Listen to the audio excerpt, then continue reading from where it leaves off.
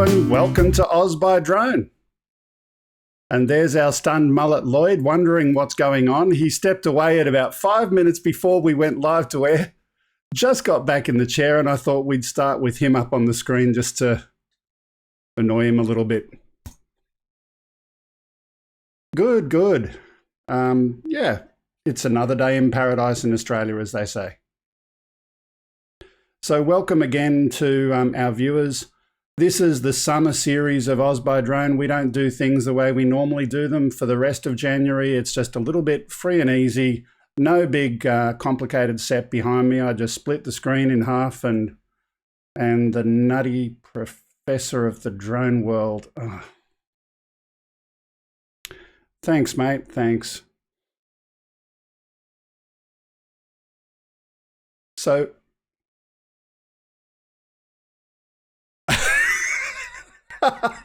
that's what I wanted to do. I was actually hoping you got back a little bit late actually, and I could just have your screen in there and say, and welcome to the empty chair.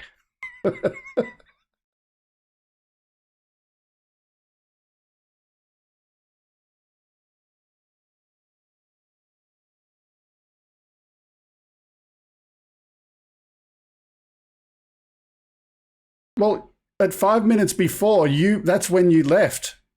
Like you saw the clock. There's a clock on the screen.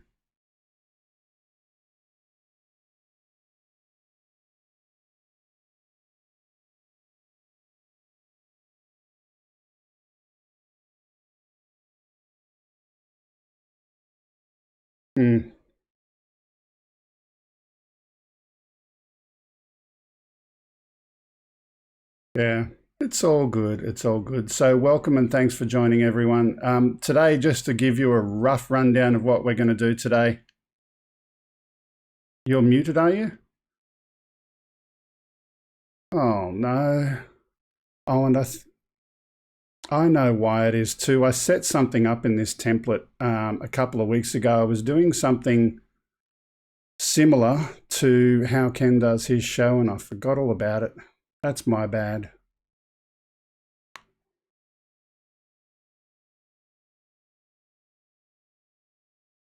No, it should be going out. I just checked it. Okay, let's do this. No, that should be working. And I'm seeing you going out on the VU meters. Anyway, so let me do this while a couple of people get to comment in the chat and give us a 1 if you can hear Lloyd.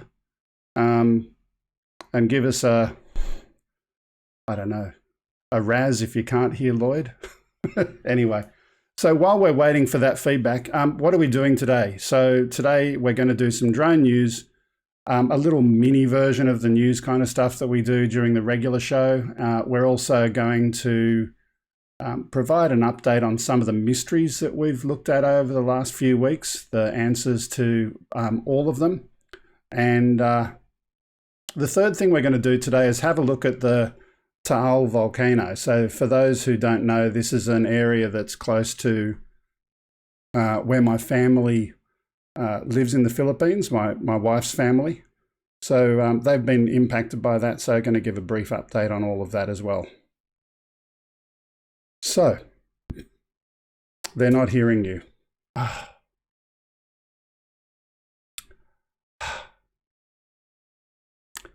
So the question is, what do I do to fix it? Can everybody hear me?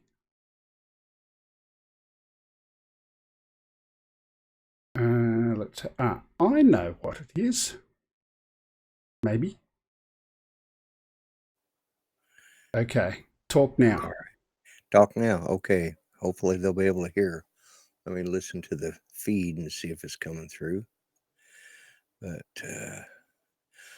let's see. Hopefully that'll be working.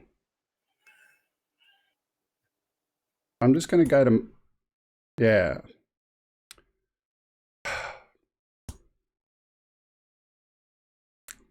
One of the wonders of Wirecast is that you have different layers, and I've got my audio layer is layer 5 and my video layer is layer 4. All right. And because Lloyd appears in two places, his audio's in one place, his video's in the other, I normally mute one of the layers to prevent it from coming up. For like when I'm working backstage. Yeah, so long story short, I muted the wrong layer. Oh, well, it happens. Yeah. Okay. What did I tell you before the show? As soon as we start, something will go wrong because we'd checked everything and everything looked okay. I was watching the little blinking lights and I saw the VU meter over there. Looked like it was okay. Yep, never fails. Anyway, so let's get started. And we'll get into the news first of all. Lloyd, you've got the stories listed in order. So I'll get you to talk about the first one as I bring it up. Okay, this is CES. Home security gets the first autonomous sentry drones. The world's first fully autonomous residential security drone made its debut at CES 20 in Las Vegas. But it doesn't come cheap. There we go.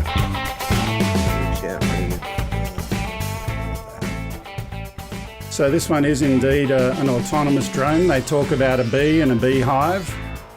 The drone itself being the bee buzzing around. They've also got their sunflowers, which are some spikes that are designed to go and provide information to the system to let people know when there's motion around so that the drone, when it detects unusual activity, can pop up and do what it needs to do. So it's designed to be a fully autonomous security drone. Okay. Now, some of you may have noticed that I put this on my channel a short while ago. That was actually an accident. It wasn't meant to go up, but anyway, that's beside the point. That was me just doing a few tests. I've got a second video. So this is some earlier testing that they did with it to try and confuse it. So they're actually, oh, I don't believe it. They're not seeing This is what happens when you have no producer. Yeah. Let's start that again. No beehive video. This is what happens when my wife is not around. See how important your wife is to you?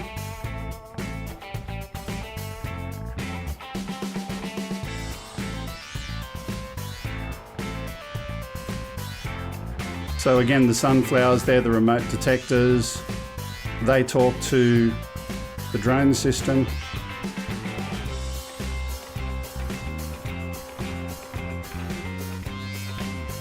Yeah.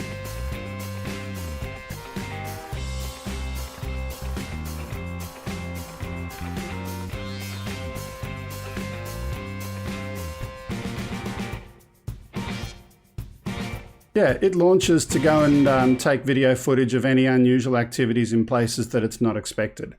And the second clip that I've got is them testing it in terms of its capability to return back to its home base, even if you make it difficult. So as it's launching, the people who are testing it there are doing what they call drone frisbee. They're deliberately spinning it, picking it up by the side of the drone, spinning it, confusing it, trying to upset its IMU.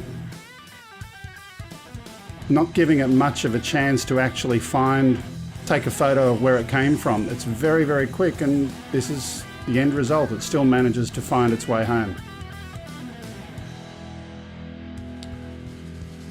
Looks like a lot of fun, looks like a cool product. From a security perspective, it's definitely got a purpose and a function. But nowhere in the world, to my knowledge, is it yet legal. Because this is a fully autonomous drone, a fully autonomous product.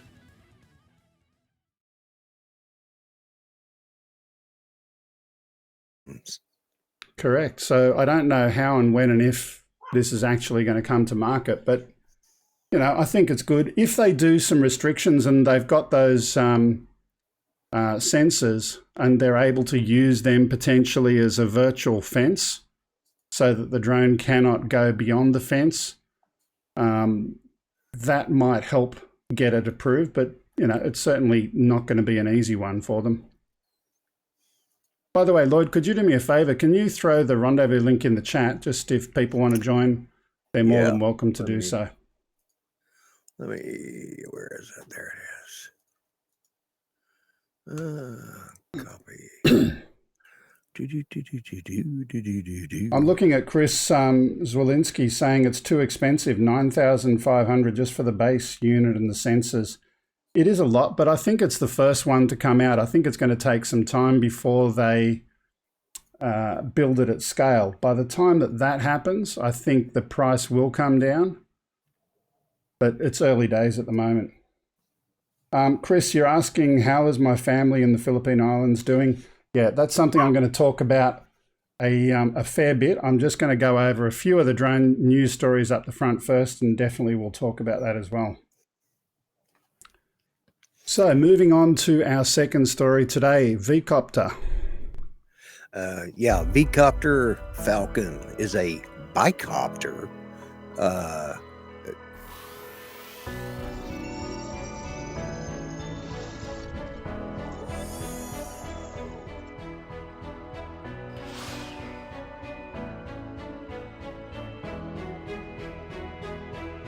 Well, it's similar, but I tell you what, it may be similar, but with two propellers, it's quite different.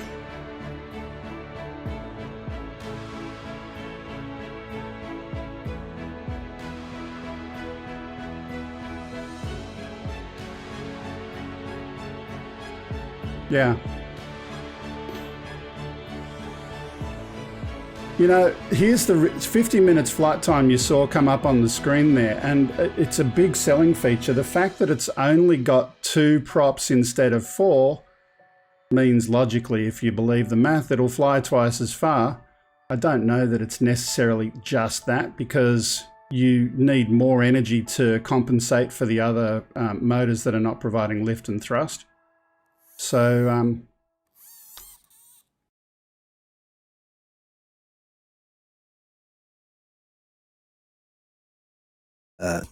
you know, all that stuff that people that know how to do math have probably figured out. I have no idea how to explain it. You know, velocity versus, you know, mass versus resistance and blah, blah, blah. yeah. But I do like the idea of bicopters overall. It's a cool technology. Will it ever overtake DJI? And there are a few people saying that, you know, this design is going to rival and rock DJI. I don't know that it's necessarily going to do that, but it's an interesting aircraft nonetheless. Well, one quick comment about it is, you know, you think with 4 blades, you know, it would be safer because if one goes out, you got 3 backups. But when they've designed all these quadcopters, you know, initially that's what most of us who thought, you know, well, hey, the more props, the more stable it's going to be, the better it's going to be in case something fails. But they've never.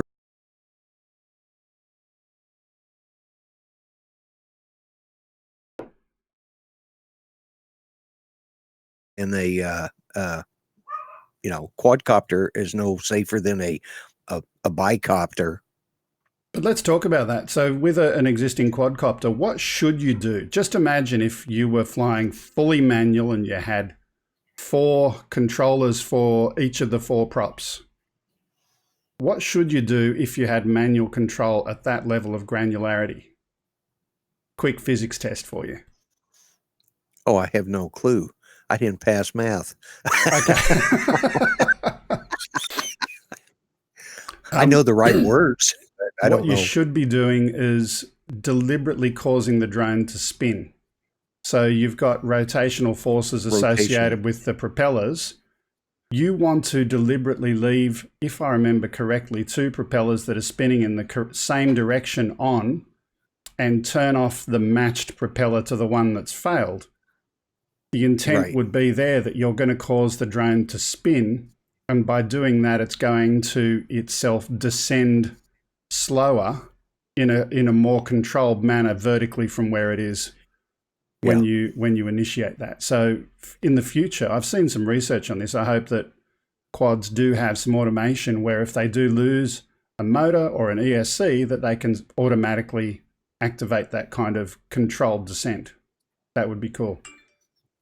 Anyway, separate Yeah. topic. Yeah. Well, anyways, that was my thought on it. Yeah. The next one we're going to have a look at is this. Oops. There we go. Helps if I press the right video, yeah.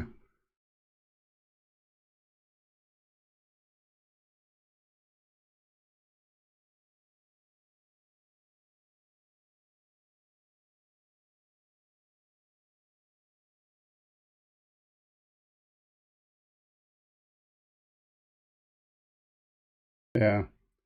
So it does look very bird-like.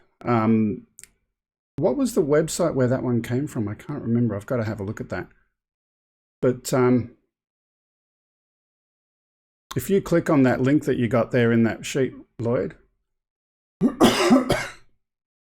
IT review, MIT review. Yeah, look, there's been a few people who've tried to do this kind of thing. It's interesting, if nothing else, and something that if Ken got a hold of it, he would have used that and had a few other pieces of music playing in the background, I'm sure. Right. Like bird is the word. Yeah. Yeah. Okay, let's move to our next one. Now, this one is a fixed wing type aircraft. What's it about? Okay. Can special skin make an unflappable?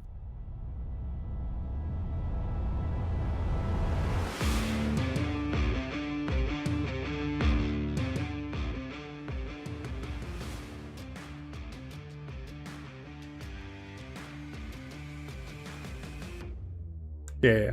So ultimately, we know that birds and other organic mammals don't have flaps, right? So how do they make their wings more flexible? And this is what these researchers have been looking at. How can they translate what's in the natural world into the aviation world? And they've got a more flexible wing is what they're trying to design and build. And that's the outcome.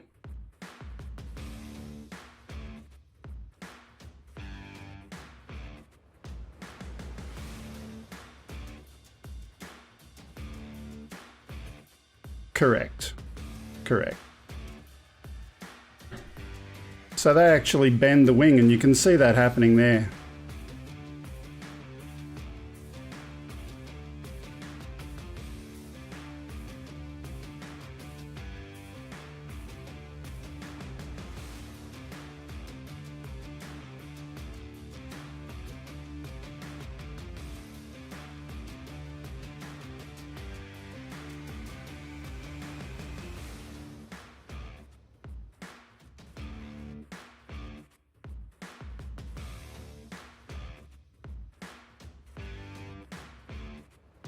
I'm just going to let that play for a little bit longer because someone said they're only hearing Lloyd when he's on the split screen with me.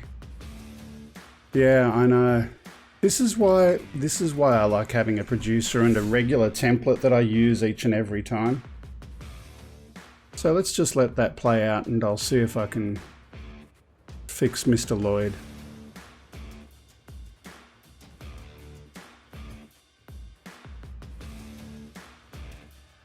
There we go. Did you figure it out? Yeah, maybe. With luck. Yeah, that's a cool looking aircraft. And if you guys can hear me, let us know in the chat, because I know you can hear me on the split screen. Yeah, I'm just going to mute the split screen so that hopefully that'll keep everything in balance. I don't want to have you booming. Right. Can't hear Lloyd during videos. Well, I'll just see how it goes. Yeah. Yep. No Okay, Lloyd. we've got... That may be a good thing. Yeah. Yeah. Okay, you've got it audio from now. Let's move to our next one. We've got one more of the news stories for the week. And it's not really a news story. It's just more a fun drone-related story. What's this one about? Oh, yeah. Okay. Oh, yeah. Drone racing in the office. Funny animated gifs, your favorite computer. Who's that? officially pronounced a hard J. Don't even bother reading it. It was just what came up in the auto feed. This is just some people having some fun racing in the office. I'll play it one more time because it is cool. The only question is, if this happened in Australia, occupational health and safety, within a couple of minutes, all of those people standing by there, you'd have the fun police coming out and putting a stop to it very, very quickly. Oh, it'd probably happen here too. Yeah. OSHA is, yeah. So that's our drone news for this week. And like I said, this is summer session. So month of January, we just do this. It literally took about 20 minutes to go and find those few stories today to share. So when we get back in February, we'll have a lot more detailed news. What we'll move into next, I'm trying to decide the mystery or the Philippines. Which way would you like to do it? Let's do an update on your family.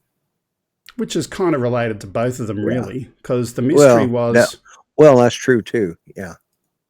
The mystery that we looked at first time was in the well. That's been solved. We gave the answer to that last week. Then we had something where we had a mystery about a hit and run in the family in the Philippines. Yeah, that's right. Right, so this video clip here is my uncle getting clipped on the side in a hit and run, and this motorbike going away.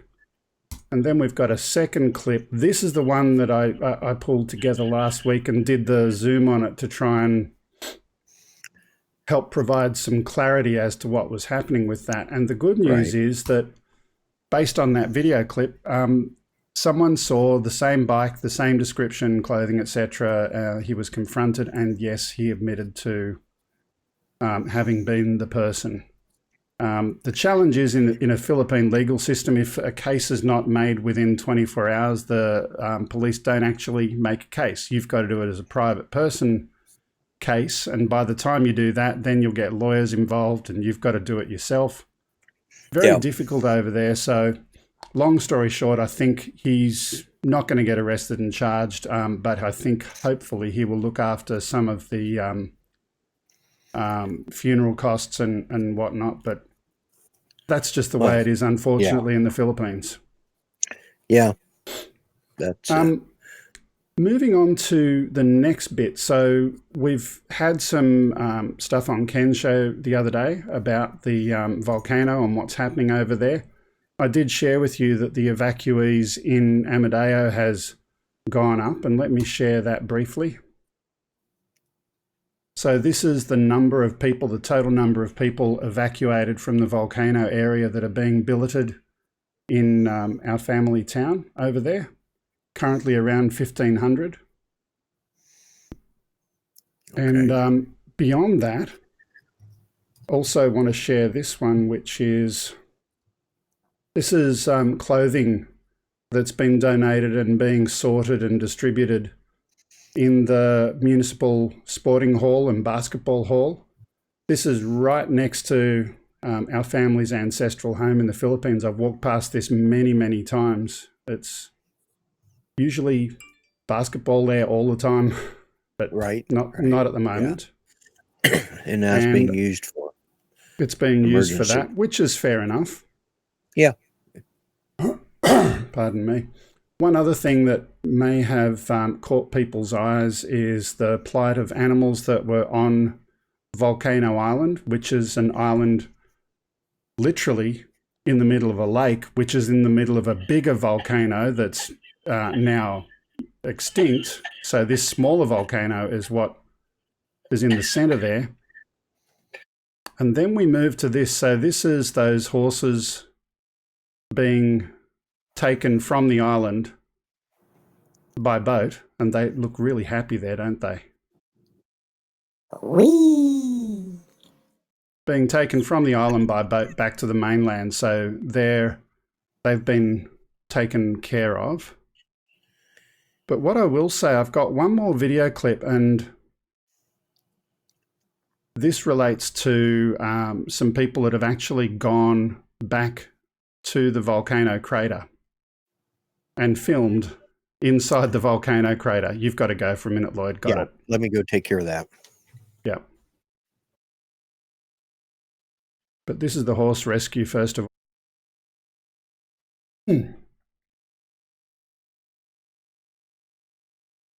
Now, normally these boats are used for transportation to and from Volcano Island by tourists that are wanting to go and visit, but at the moment being used for horses. Now, this is actually some footage. Sorry about the vertical video syndrome, but this is some footage of some locals that have gone back to the volcano. Now, the area that they're filming was previously underwater, was previously a lake. Now, you can see in the background there some places where you've got steam and gases coming up. Now, the fact that they're there at the moment, yes, the activity from the volcano has greatly subsided, but there's still earthquakes, many earthquakes each and every day happening, a large number of earthquakes happening every day. And in the audio for this clip, let me see if I can turn that up. It's in Tagalog, so where is that audio? No, I've lost the audio for that. The audio is in Tagalog, so you wouldn't understand it anyway, but my wife was roughly translating it to me earlier today. And the people filming it are natives from the island. And they know the volcano themselves because they've lived there all of their life. And as they were filming this, they kind of conveyed their fear of what they were seeing and feeling and hearing from the island. And in no uncertain terms, they conveyed, this is definitely not over yet. Did I understand you to say these things can go on for up to 9 months? Yeah, so the volcano is still currently rated Category 4. Category 4 is what the Philippine Science Agency categorize as a hazardous eruption is more than likely within hours to days, and they won't put it down from Category 4 to a lower category, at least for the next 2 weeks. They're measuring, they're getting data from the volcano and so on. And if their measurements support lowering that category down, they'll do that. Steve Carpenter saying, yeah, they're crazy for getting that close. They're absolutely crazy. Thunderbird, what was the answer to the mystery? My uncle, we found the person who done it, is the summary. And the mystery to the woman in the well, we can talk about that another day. But anyway, that's the volcano crater. Wow, that's just... But let me follow up with this. So this is, as I said to you a few moments ago, the municipal hall in Amadea, and the money that people have already given to help is being used right now to purchase rice, the basic food essentials of the Philippines. I mean, let's face it, they eat rice for breakfast, for lunch, and for dinner. There is no other food. Right. I'm just going to look up and see if I can calculate where we're at with some donations, just to give people an update. If I can get into the right folder. There we go. So let me get my calculator out.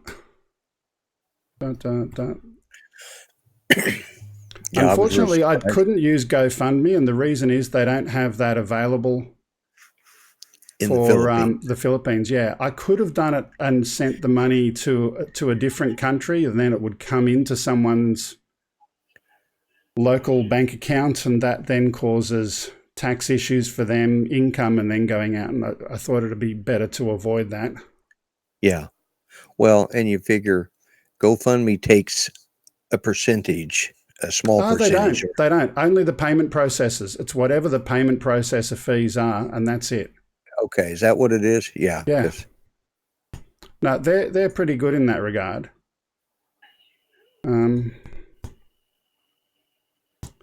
So at the moment, and this converts into pesos as what they've received as 10,749 pesos.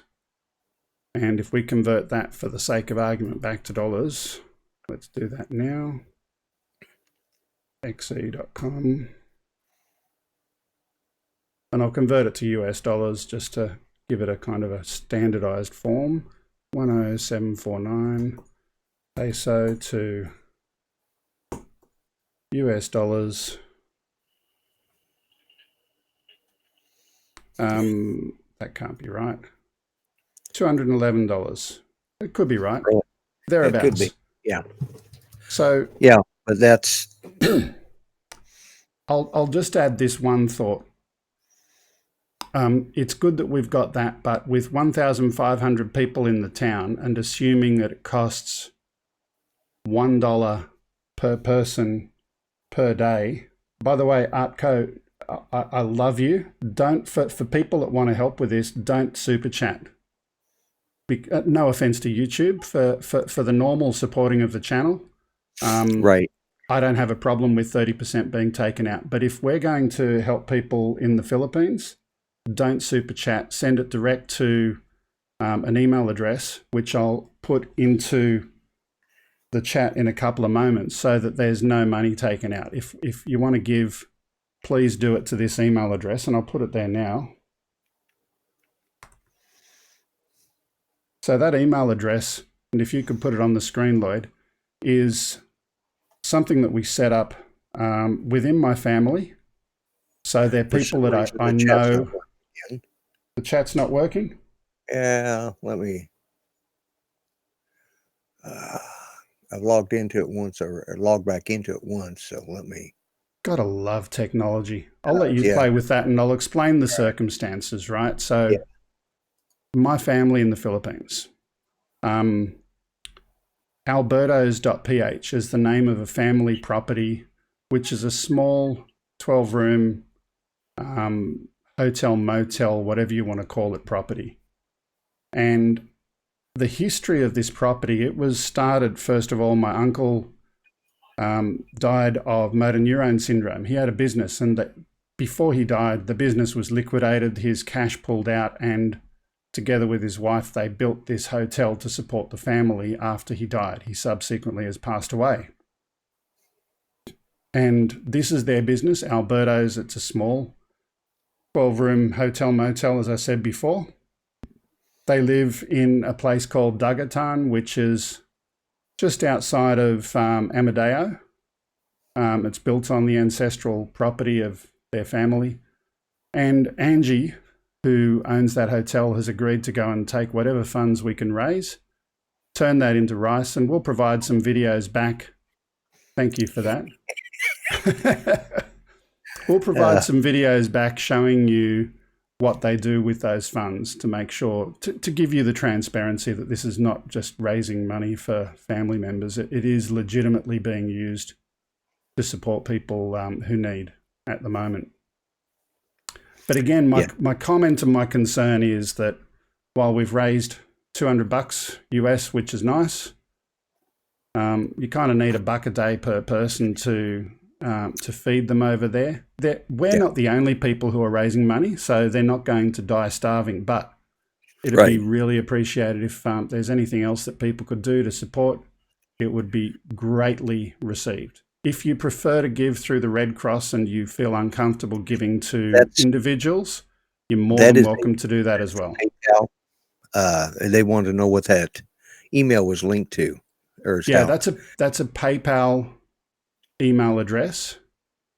So if you go into PayPal and you send funds to that email address, that will get directly to my family, who are providing direct action and direct support to evacuees who are currently staying in their town.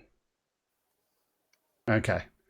So I think that's all of the update there is on the mystery and also on Taal. other than to say, it's predicted. The shortest ever eruption period was a month. It has been in the past up to 9 months historically. Let me see if I can get something up on the screen.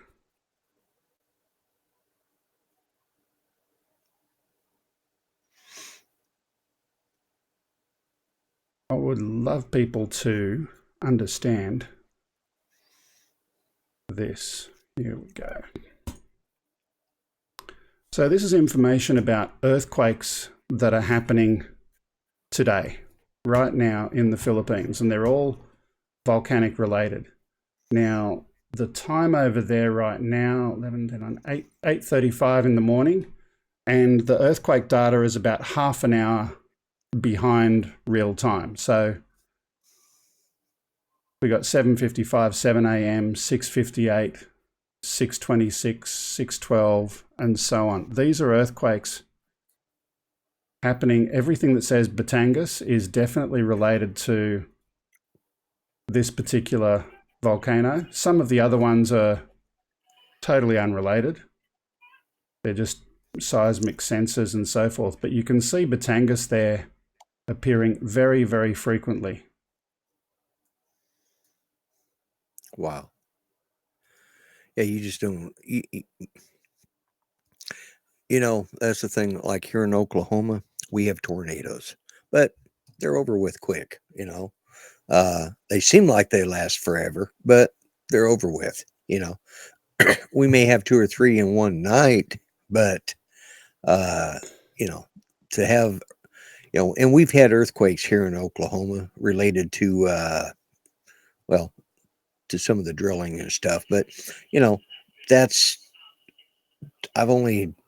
we've only experienced 2 of them that you could really feel, at least here in my town. Up other parts of the state, yeah, they've been feeling them like that. But to imagine that many earthquakes going off is just like, yeah.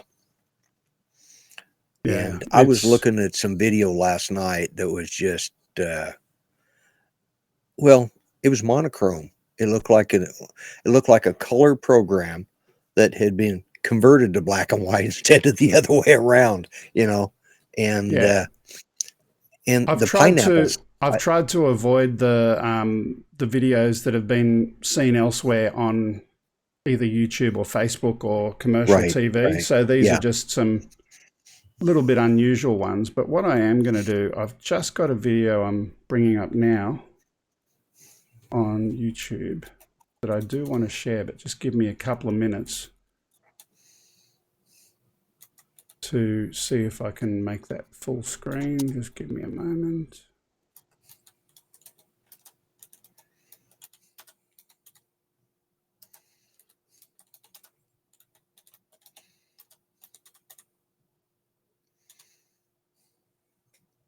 So this is someone who's flying a helicopter over, and you can see those places where there are gases leaking from there at the moment. The good news is there's no lava flows today. The other piece of good news, as of yesterday, there was only one ash event yesterday. I think it was 6:30 in the morning. Or it's actually, I should say, 2 ash events in the morning where it went and threw some more ash up. Yeah. I was like Drone Strike put up there. I saw that video of that lightning inside that first eruption. I had never previously heard about lightning associated with volcanoes. That was all new to me, and I think a lot of people who are not familiar with volcanoes, it would have been new for a lot of people. It was new to me, and I've watched, because we had Mount St. Helen here in the States, but that was 80, I think, 79 or 80. I think it was 80. Or early 81, I can't remember. And, it affected the climate in all of the United States, but that was just, I don't remember them ever showing lightning. Maybe because they haven't had so much in terms of cameras close to the action in the past. Yeah, I don't know. I mean, they covered it pretty extensively, but that's the first time I'd ever seen volcano lightning. And yes, T-Bird, I did. You I did forgot what? to. Well, I forgot to type it. I'd been forgetting to type in the chat. I've been doing everything else, and I suddenly realized I hadn't even welcomed everybody since that first comment I put up in the beginning. So he was saying, "Did you say something?" So we're at the point where I've said everything I wanted to say about the volcano, the mystery update, the drone news. We got about 20 minutes of free time before I normally finish the show. Can you post that rendezvous one more time in case anyone wants to come on and say hi? All right, let me find But it here. while you post that, I'll ask you the question, what's happening with the doggy? The dog is doing good. Let me get that. Why is that? There we go. Let me get that copied and put it in the chat. The dog is doing wonderfully well. I am no longer, well, I'm going to say it. I am no longer a dog's ass valet. Think a big giant sling with a handle on top. You got to run it underneath him and then grab the handle from the top, and then you got to carry his backside. Well, for the first couple of days, every time he went outside, I was there. I was, lugging his backside. I mean, he could walk with on the one rear leg, but he's 110 pounds, and I know his head's 25. He's 120 pounds. I'm sorry. His head's 25. His middle is probably a good portion, but his backside, let me tell you, it's every bit of 50 or 60 pounds. And so here I am taking him out to walk, and you got to remember where to place the strap because their plumbing is, yeah. The first time I did it, I pulled the strap and I'm going, oh, man. It was Okay. yeah. Got the idea. Yeah, but he's doing well. He's starting to put more weight on that leg each day. He's wanting to get rambunctious, but he knows I have to get onto him. I was looking to see if he's in here. Sometimes he comes in here, but he's probably sleeping right outside the door there. He likes to stay close to me. And he's got good drugs, so I give him something, and he just kind of like, okay, that'll work. But I think it's going to be a success. Week from Monday, he goes back to get the staples out. He's got a line of staples. Let's see where we're at. The other way. He's got a line of staples about that long on his leg. I mean, we're talking, wow, there's a lot of staples. But he's doing good, and I want to thank everybody that helped out with that. And I did have something that's drone related I want to talk about for a minute. Mm-hmm. We're having, let me see if I can bring that up. Yeah, right here. We're having a GPS outage. The military over the next 3 or 4 days is going to be, using the GPS down south. And this is the area that's going to be affected. So, for those of you that didn't know this, if you're flying your drones and it falls out of the sky, blame it on the government. Have they got an insurance policy to cover this? I don't know. I just caught news of it day before yesterday. Somebody, I heard about it the first time. And but why would they do this over land? Why? Well, it's just certain frequencies, and I don't know. Yes, but you can test GPS. They've got a GPS jammer, and I'm sure they're going to try and blow something up with a GPS targeted weapon munitions of some sort, and they want to find out if the jammer's going to block it.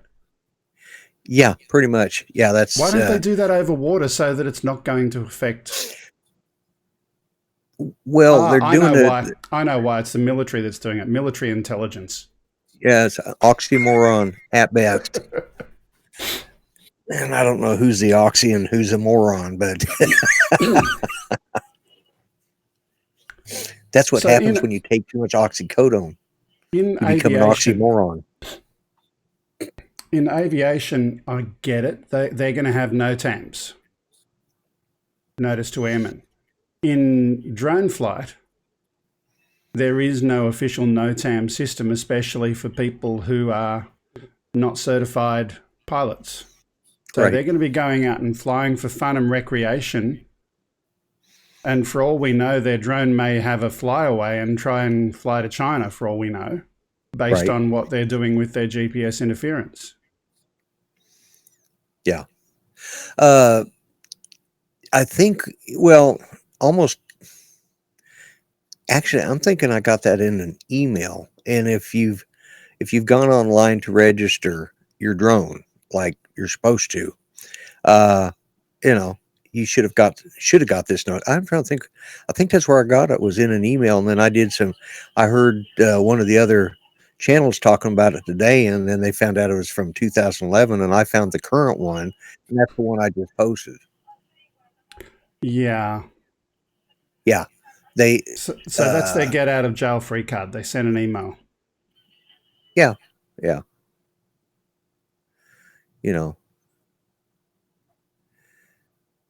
They need to test, but everyone can see the NOTAMs. Yeah, sure. Drone pilots, recreational drone pilots. You ask 99% of them what's a NOTAM, and they will have no idea. Well, I know what one is, but that's a different. Yeah, well, I was in the Air Force too, so yeah. That does kind of help. Yeah. Okay, so no one's taken us up on the offer to jump in, and that's fine. Everyone's sleepy today. It's that time of the week over here. Next week, I was originally going to do this weekend. I was planning on going and flying live out over the river that you see in the opening for the show. Right. But then the volcano stuff happened, and watching all of that kind of caused a few other distractions, shall we say. Yeah. That's like with me. I've been distracted. Stephen Carpenter, I want to thank you so much for that. That really, really helps. I've just seen your contribution go into that family account there. That'll help a lot. Yeah, this community, I've kind of, one of the things I struggle with is I'm a vlogger, okay, but I belong to this larger community of drone people, and when it came down to when it came down to what I was going to do about my dog, everybody just jumped in. And, some days I struggle, like, man, I'm just not growing. I've watched 3 channels in the last month hit 1,000, and I'm still sitting back here. And I think, well, I really don't care as long as I'm enjoying what I do, and I do. And the fact that I belong to such a great community, that makes me keep doing what I'm doing. And this community has jumped in on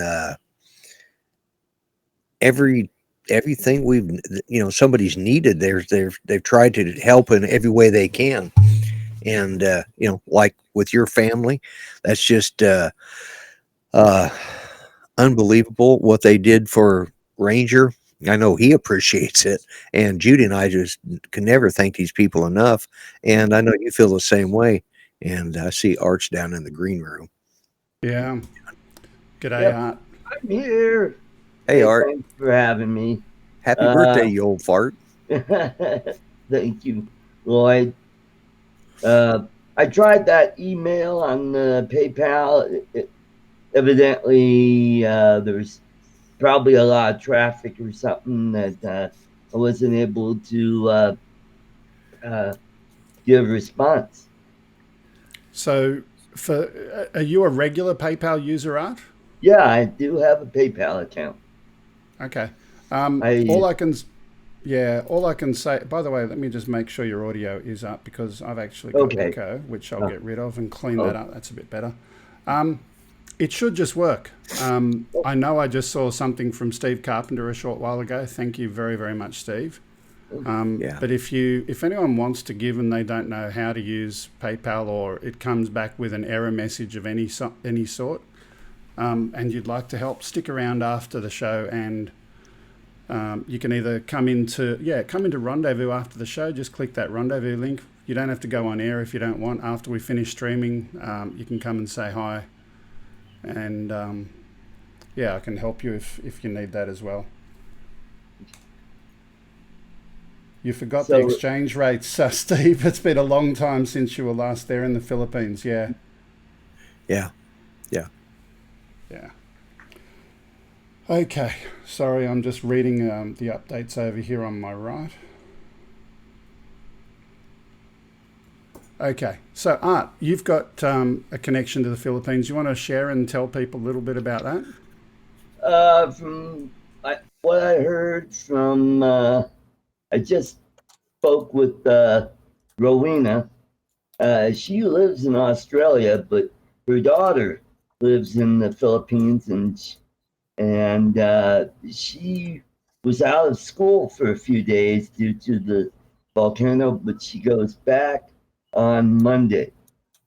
Now her Rowena's other sister, Jennifer, they have no power and no water.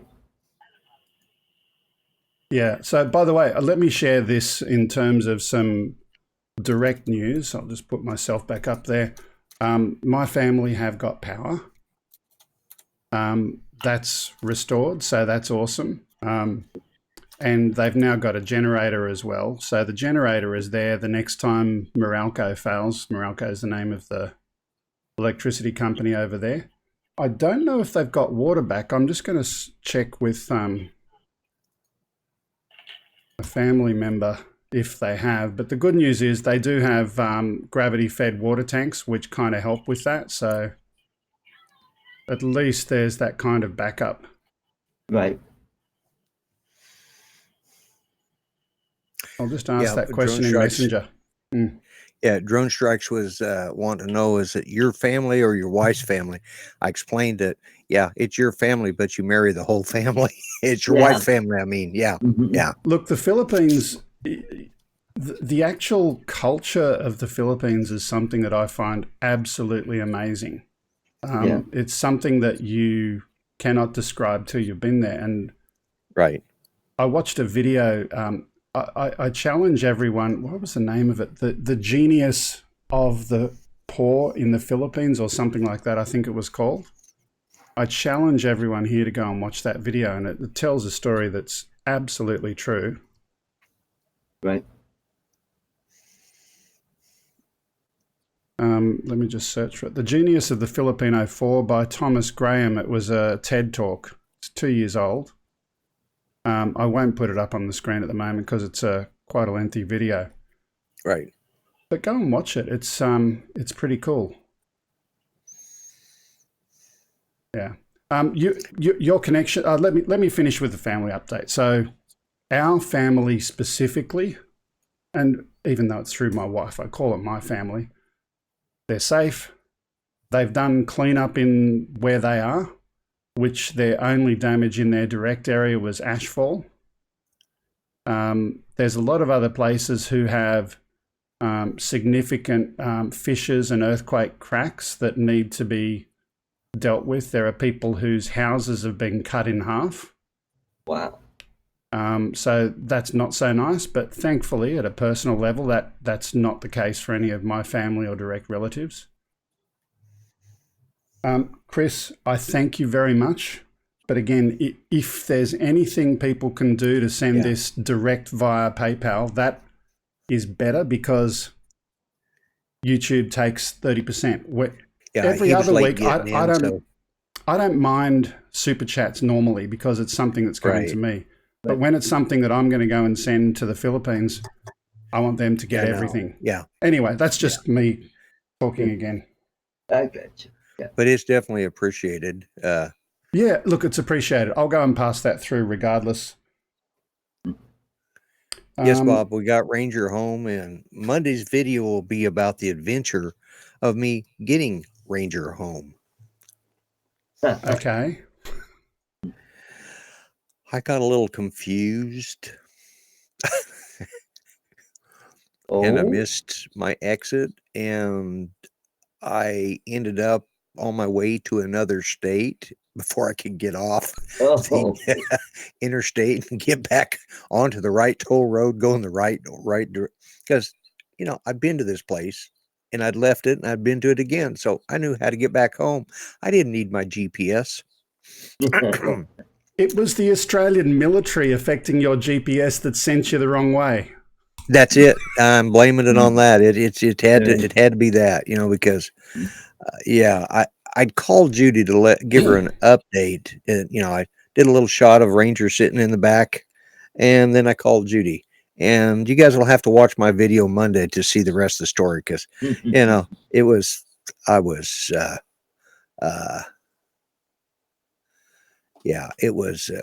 just hit the flames. That was on accident. The button was too close to my. Yeah, I'm gonna burn in hell I for think that. you were heading towards the state of confusion. Yeah, I was, and I was just like, "Oh my God!" Judy's laughing her butt off at me because she said, I bet. "Yeah." She goes, "Typical wrong way," because I have a problem of getting lost. Driving all over God knows where. Yeah, exactly. Yeah. Okay. So I'm just reading, and Chris said he tried that. And it's not a link that you just click it. You actually have to log into PayPal if you want to use that link. Oh, yeah. And then you have to put the email address of the person that you're sending it to. Yeah. Correct. So I'm going to go and do this on my screen now. And let me see.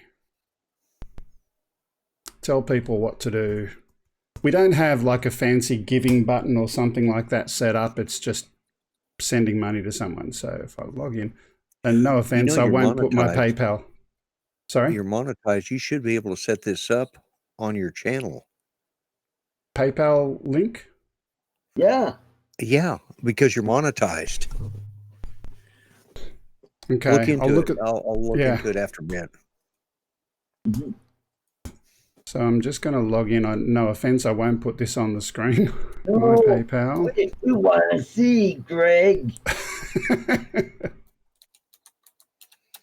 PayPal. Then you go to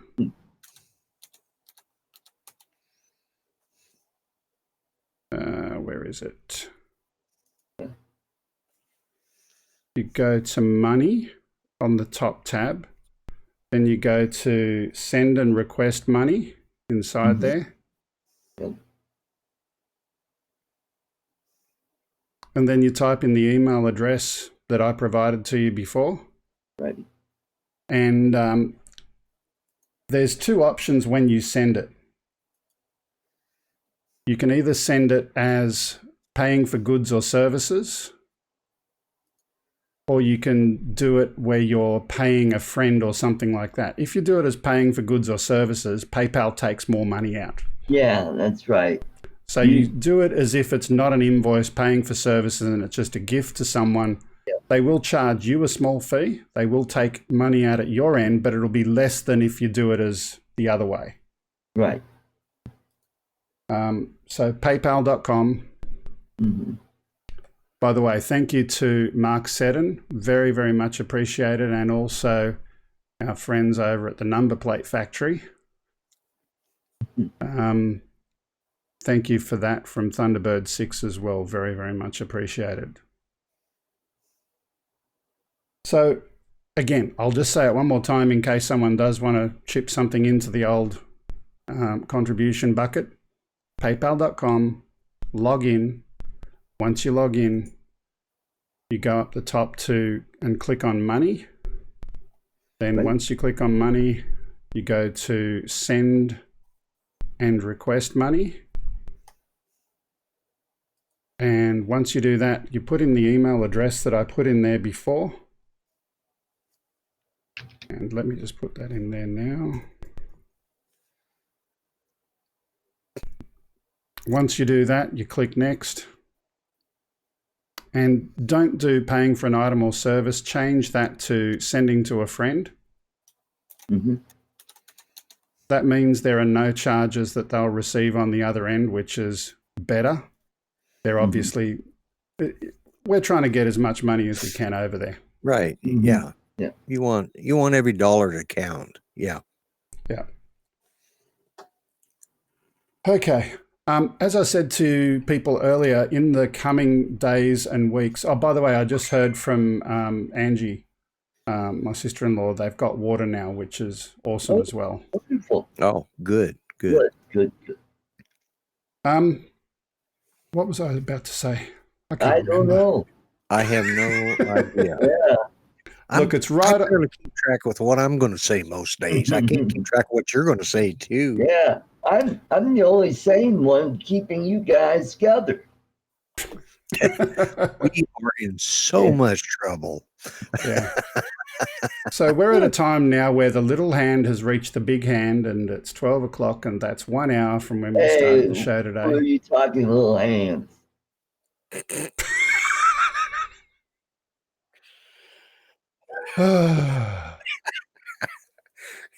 See that? Did you say a little ham?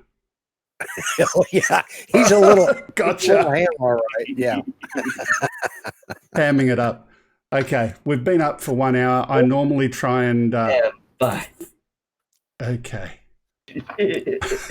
I normally try and finish it there. It's been good. My intent will be next week to go flying and share that live. You shouldn't Technology be in permitting. tent. Technology and weather permitting, we'll do that next weekend. And then again, coming into February, we'll get back to the regular show format. It's been fun. Good having you here. If anyone wants to join in to talk after the show where they won't go live on air, by all means, click the rendezvous link. I'll stay here, or you can come into Discord. Either one, doesn't matter, and we'll chat. That's all for now. Thank you for being part of the show. See you next time. Bye-bye.